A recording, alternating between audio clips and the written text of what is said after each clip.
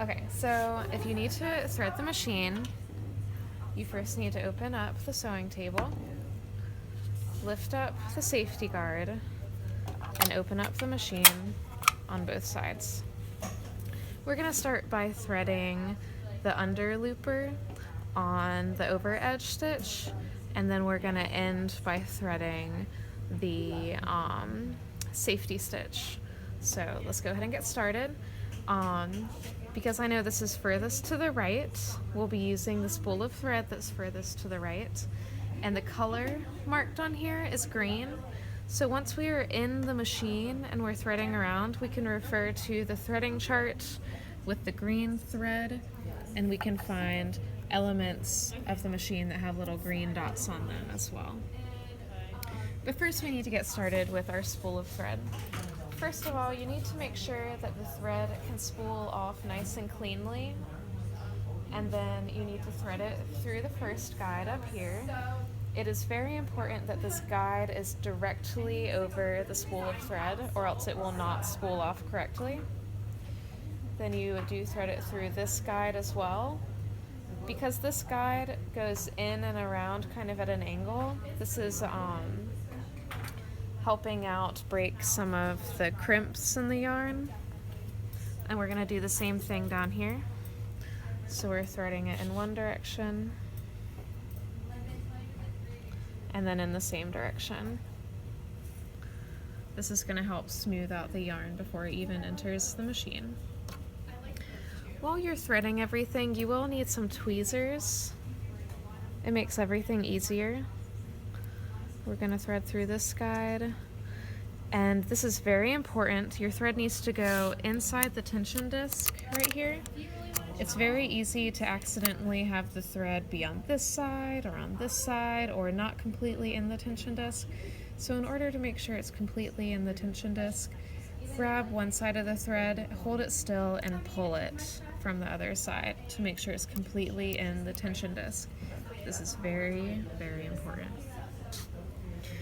Then we have another guide after the tension disc down here. Very good. We have this channel.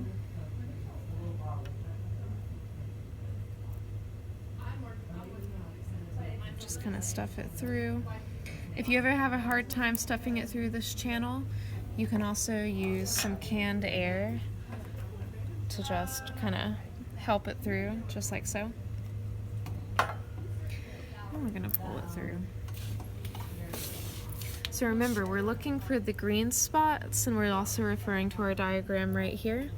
So I can tell after going through the tube, we're going to be going through this guide right here, and it has a green marker. Just gonna put it through like so. The next guide, whenever you're threading this area, generally you're going to be threading a lower guide, then an upper guide, then a lower guide, then an upper guide. It usually is going to zigzag a little bit.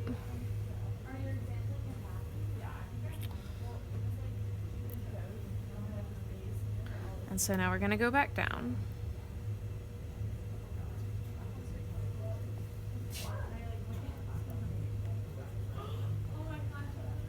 And sometimes it's easy to accidentally get your thread kind of caught around parts of the machine while you're threading.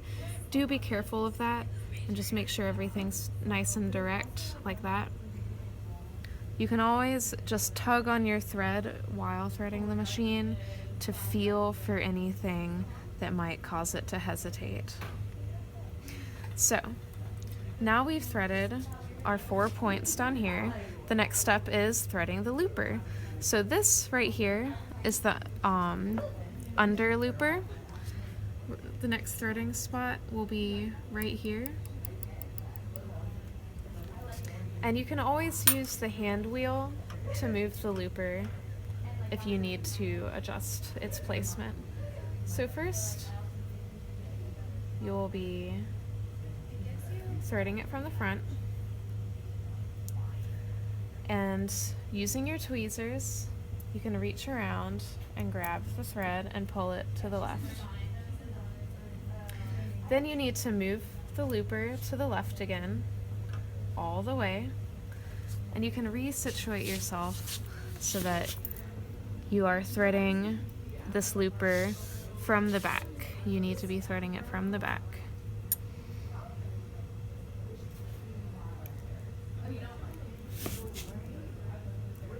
Just like that. And now I'm always pulling some more thread through just to make sure nothing's getting caught. Now I need to pass the looper back to the other side and take my tweezers and pull the thread back over here so I can thread the very last part of the looper. The cool thing about the looper is if you take a close look at it, there's this ridge, and that ridge tells you that that's exactly where this thread is going to be sitting once it's completely threaded. So I'm going to thread that last point.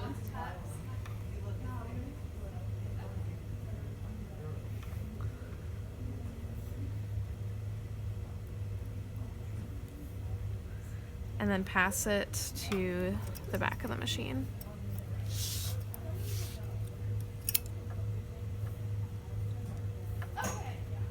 And we're done with our lower looper.